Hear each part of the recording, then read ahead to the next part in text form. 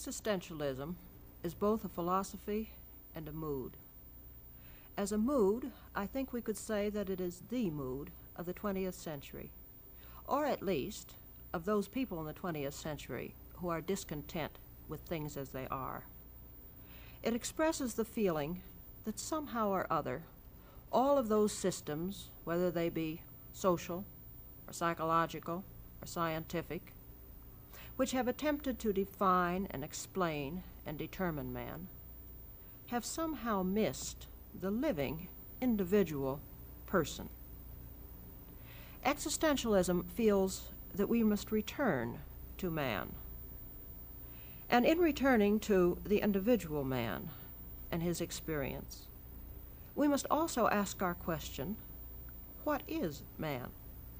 For once again, the definitions which have been provided, and it seems as though in the 20th century everyone is giving definitions, those definitions of man in terms of his physiology or his psychology or the study of his social behavior, again, bear no more relation to the real individual than the printed description of the antics of a lover bears to love. Existentialism is concerned especially with what the Spanish existentialist Unamuno has called the tragic sense of life. The tragic sense of life is something which philosophers, for the most part, have neglected, for they have been concerned above all else with providing some sort of rational explanation, which would include and smooth away everything. But the existentialists feel that the old problem of evil has not been explained away, that the fact that man dies has not been taken care of, that the rational promises of immortality are not enough, and that man's suffering simply because he is man needs to be explored again. One of the best presentations of the existentialist mood, at least in my opinion, is found in the work of a non-existentialist author, namely Eugene O'Neill. In his play, A Long Day's Journey into Night, the character Edmund speaks these words: "It was a great mistake, my being born a man. I would have been much more successful as a seagull or a fish. As it is, I will always be a stranger who never feels at home, who does not really want and is not really wanted, who can never belong, who must always be a little in love with death." Now, what O'Neill is expressing here is really the feeling that it is difficult simply to be human. Difficult because to be human means somehow or other to be separated from one's environment, to have a little gap even between oneself and whatever one thinks one is. Consequently, it is a little difficult to see just how one can be related to other people or to this alienated world. Difficult not to feel that one is constantly overshadowed by the possibility, well, the certainty of a death which one can never quite comprehend. There are, of course, many facets to the existentialist mood, and it would be more accurate to say that even in the philosophy, there is not an existentialist philosophy, but rather many existentialist philosophies. For within existentialism, we have included widely different people. We might begin, perhaps, with the Dane, Søren Kierkegaard, who lived over 100 years ago, but who wasn't really appreciated or very significant until our own day. And we would have to include people like Gabriel Marcel, who was a Catholic, and Will Herberg, who was a Jew, and the controversial Paul Tillich. These on the religious side, but they're the humanistic existentialists too, those who deny that there is any God. The most well-known of these, probably, is Jean-Paul Sartre, and his close associate Simone de Beauvoir is again a figure familiar to many people. I would include here Albert Camus, for although Camus has said he is not an existentialist, he works on the same premises as de Beauvoir and Sartre. He asks the same questions, and frequently the answers that he gives are absolutely acceptable to de Beauvoir and Sartre, sometimes I myself would say even better, and entirely consistent with their premises. Perhaps the most fundamental view in existentialism, whether religious or humanistic, is what Sartre has declared to be the one unifying factor. The one unifying statement, says Sartre, which every existentialist would agree to, is this: existence precedes essence. It would be very easy to shrug this off and say, oh well, this is an abstract bit of philosophical jargon. What does it mean to me? What it means, in non-technical terms, is this: that man is different from the rest of creation, in that he is not born with an essence. That is, there is no overall definition as to what man is or ought to be. For man, if he has an essence at all, has simply the essence of freedom. And if his very essence is freedom, this means that his being is to determine what he wants to make of himself. Therefore, as Sartre puts it, man exists first, and as an individual, strictly speaking, there is no mankind except retrospectively.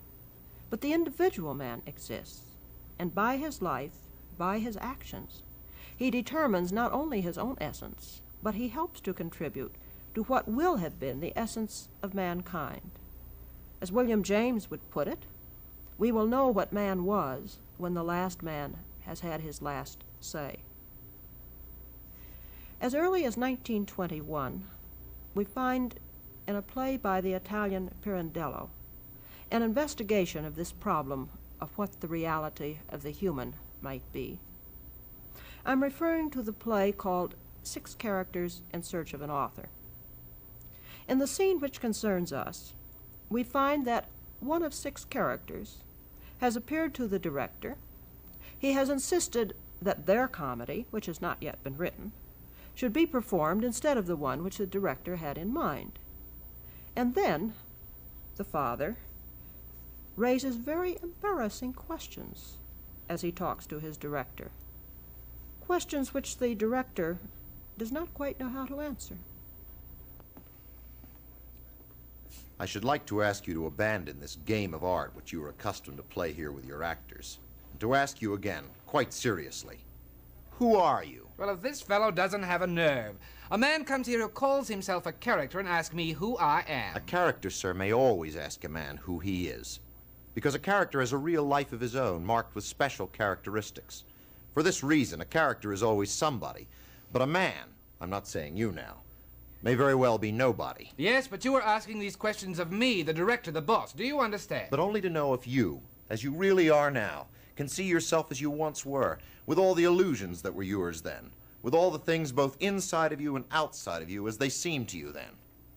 Well, sir, if you think of all those illusions which mean nothing to you now, of all those things which don't even seem to you to exist now, whereas once they were for you, don't you feel that the very earth under your feet is sinking away when you reflect that in this same way, this you as it seems to you now, this present reality of yours, is fated to seem a mere illusion tomorrow? Well, well, and where does all this take us anyway? Nowhere.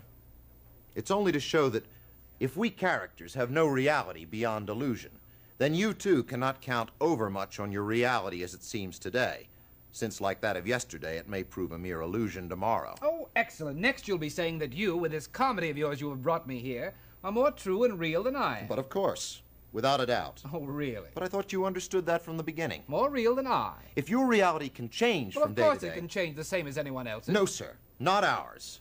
Look here. Our reality doesn't change. It can't change. It can't be other than it is because it's already fixed. Forever. It's terrible.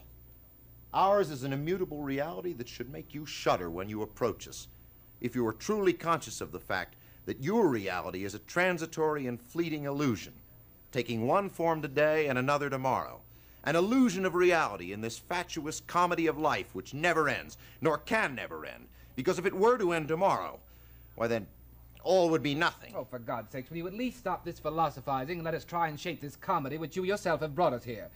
You argue and philosophize a bit too much, my dear sir. But believe me, I feel what I think. And I seem to be philosophizing only to those who cannot think what they feel, because they blind themselves with self-sentiment. I know that to many people such self-blinding seems much more human, but the contrary is really true. For a man never reasons so much or becomes so introspective as when he suffers. It's when he suffers that he seeks to find the reasons for his suffering, to find out whether it's just or unjust that he should have to suffer them. But on the other hand, when a man is happy, he takes his happiness as he comes and doesn't think about it, just as if happiness were his right. An animal suffers without reasoning about its suffering. But take the case of a man who suffers and begins to reason about it, and oh no, it can't be allowed. Let him suffer as an animal suffers, and then, ah, yes, he is human. Oh, look here, you're off again, philosophizing worse than ever. I'm not philosophizing. I'm crying aloud the reason of my suffering. Pirandello's seen as existentialist in two ways. In the first place, Pirandello is saying that philosophy may indeed stem from the suffering of man, because man finds that his very existence is somehow or other painful. And this is what Unamuno meant when he spoke of the tragic sense. And besides this, Pirandello recognizes that man is not an entity or a thing, not even really a being. Rather, he is a becoming, a constant changing, a process. And to be a process, and to have this discrepancy at his heart, means that man never quite knows who he is. Now, Sartre has expressed this in far more technical terms by his famous distinction of two kinds of being. All of reality, he says, may be divided up into being in itself and being for itself. Being in itself is the kind of being which the things have, everything which is not conscious. The river, the mountain, a rock, a tree, or even a man-created object. Such being involves no gap, no separation. The acorn can't reflect upon itself and say, I wonder if I want to be an acorn, or would it perhaps be more interesting to be an apple tree? In fact, the acorn can't know what it is, because it simply is. It can't reflect upon itself. As Sartre would say, it's too full, too dense, too much, as he says, just a plenitude or a mass of being. Now, the other kind of being for itself, is the being of consciousness, the being of the human person. Sartre has startled the philosophical world in his definition of being for itself. For he says that being for itself is distinguished from being in itself only by this one thing, that consciousness, or being for itself, has the power of effecting a nothingness. This means that consciousness puts a kind of psychic distance between itself and its objects. As a consciousness looks at a thing, it is a consciousness of the object. And Sartre says that consciousness is always consciousness of something. One cannot imagine a consciousness which would not be consciousness of something. This means that in one sense, a consciousness is open. For my consciousness is what it's conscious of, in the sense that it can't exist without things of which it's conscious. And yet, as I am conscious of the object, I'm also implicitly conscious that I am not the object. In other words, I have encased this object with this shell of nothingness, which means that I am implicitly aware of my awareness. And consequently, I know the world. I am aware of the world by knowing what I am not, and by knowing that one object is not another object. On the other hand, this means that consciousness is closed in on itself too. For if I am aware of not being the object, then I can't escape from my own consciousness. I can't get outside it. I can never know what the world would be like independently of my knowing it. This interplay of being in itself, which is the being of something other than a consciousness, and being for itself, is very interestingly given us in a scene from de Beauvoir's novel called She Came to Stay. Françoise is sitting in front of one of the cafes of Paris and silently musing to herself. And suddenly she remembers something from far back in her childhood. And like Proust, she sets out on the pursuit of time past. She felt a sudden anguish. It was not a definite pain, but she began to delve deep into the past to unearth a similar pain. Then she remembered. The house was empty. I was standing on the first floor, a little girl, holding my breath. It was funny to be there all alone. It was funny, and it was frightening. The furniture looked just as it always did, but at the same time, it was completely changed. It was thick and heavy and secret. My heart seemed to turn over. My old jacket was hanging over the back of a chair. It was very old, and it looked very worn. It was old and worn, but it could not complain as I, Françoise, complained when I was hurt. It could not say to itself, I'm an old, worn jacket. I tried to imagine what it might be like if I were unable to say, I'm Françoise. I'm 6 years old, and I'm in Grandma's house. Supposing I could say absolutely nothing. I closed my eyes. It was just as if I did not exist at all. And yet, other people would be coming here, and they would see me, and they would talk about me. I opened my eyes again. I could see the jacket now. It existed, yet it was not aware of itself. There was something disturbing, a little frightening in all of this. What was the use of its existence if it couldn't be aware of its existence? I thought it over. Perhaps there was a way.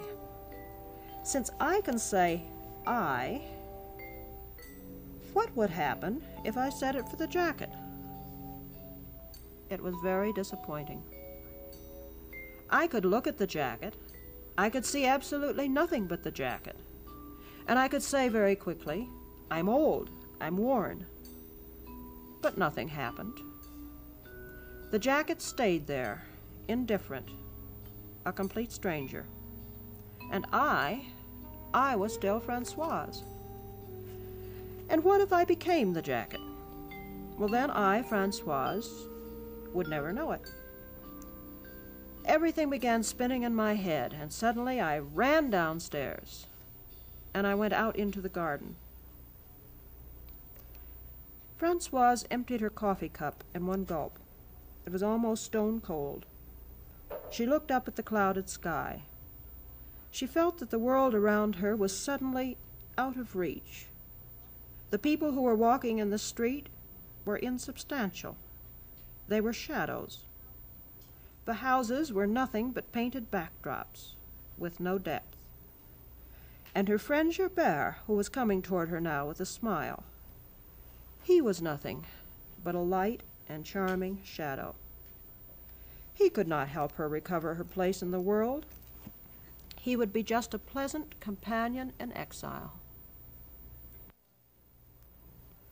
De Beauvoir's little girl was feeling what I suppose every one of us at some time or other has experienced, and that is the frustration, the impossibility of really comprehending what the world would be like if we were not there.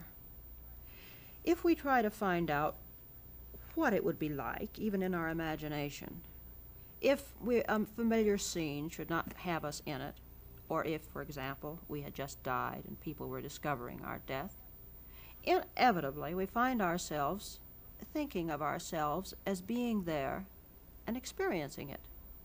For we feel that somehow or other we are positive factors, and yet the whole point of the whole thing is that we are not there. All of this, of course, involves Sartre's idea that as a for itself, man has within him this power of effecting a nothingness. He introduces the image by one which is quite in keeping with the tradition of Western philosophy. Have you ever stopped to think what a very important part the apple has played in human history? The first apple is, of course, the one that tempted Adam and Eve in the garden. And certainly this apple must have been a very succulent, desirable kind of apple. And then there was the apple that sent the Greeks off to Troy. And this one, we are told, was an apple made of pure gold. Sartre's image of nothingness also implies an apple. Nothingness, he says, lies coiled at the heart of being like a worm.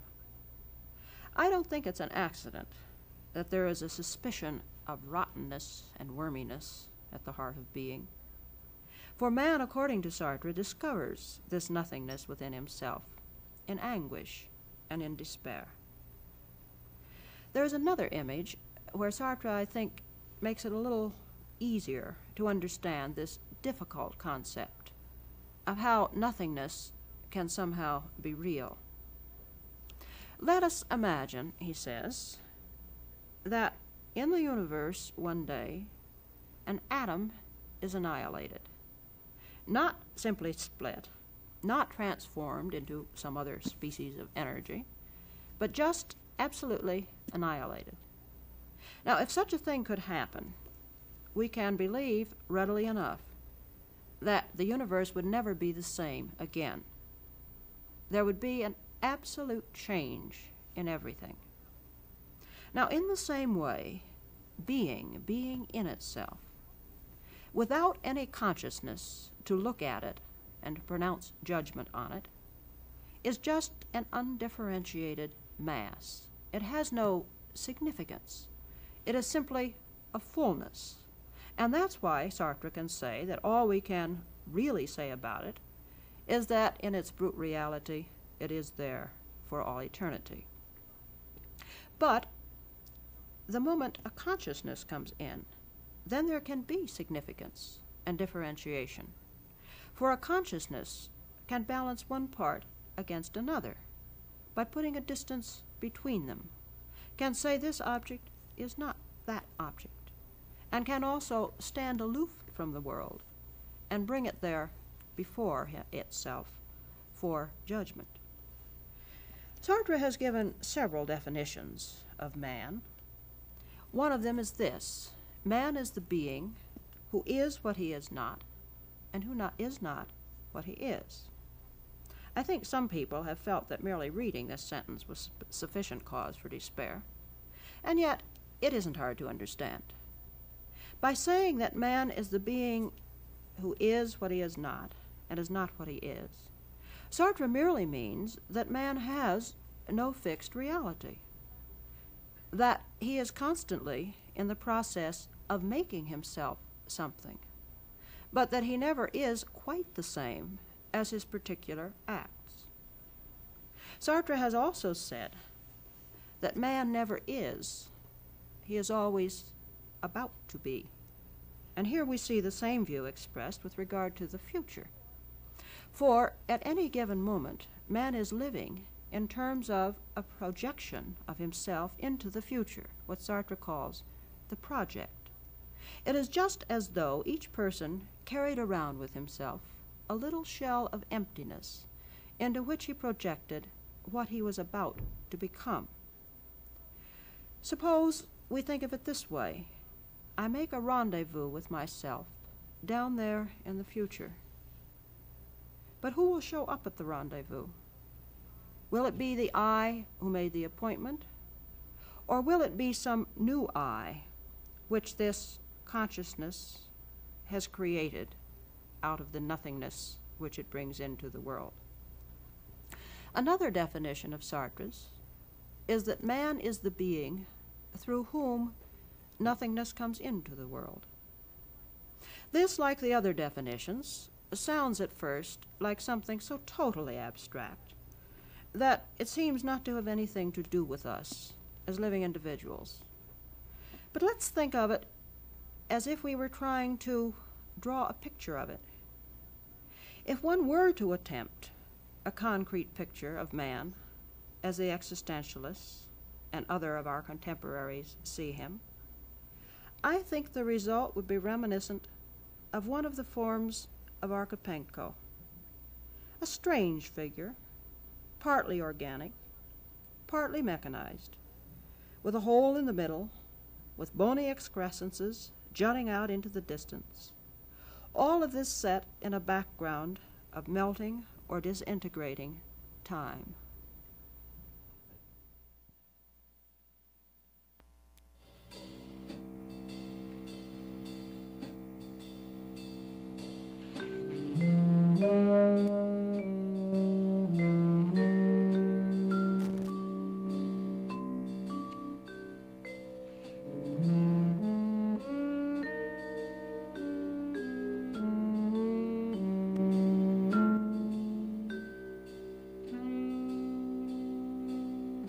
Use of the scene from 6 characters in search of an author by Luigi Pirandello was made possible through the cooperation of the Mondadori Publishing Company and the Pirandello estate. The scene from She Came to Stay by Simone de Beauvoir was translated by Yvonne Moyes and Roger Senhouse and published by the World Publishing Company. The sculpture Walking Woman by Archipenko and Shapes of the Desert by Peter Worth, courtesy of the Denver Art Museum.